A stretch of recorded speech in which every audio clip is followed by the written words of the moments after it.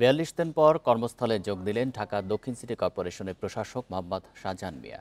বৃহস্পতিবার বেলা ১:৩০টার দিকে তিনি নগর ভবনে প্রবেশ করেন। বিএনপি নেতা ইশরাক হোসেনের সমর্থকদের আন্দোলনের মুখে ১৫ মে থেকে অচলাবস্থা চলছে ঢাকা দক্ষিণ সিটি কর্পোরেশনে।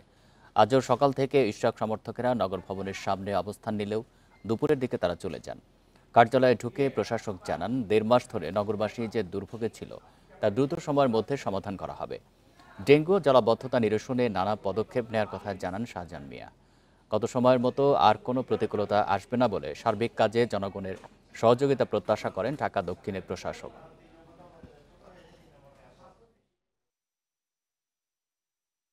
সবচেয়ে বড় প্রায়োরিটি যে এই মুহূর্তে আমাদের বাজেট প্রণয়ন, সেটির জন্য আমরা সবাই দিনরাত পরিশ্রম করে কাজ করতেছি। তারপরে বড় আরেকটি প্রায়োরিটি হচ্ছে যে আপনার ডেঙ্গু মশার নিয়ন্ত্রণ, এটার জন্য আমরা দিনরাত পরিশ্রম করে কাজ করে যাচ্ছি।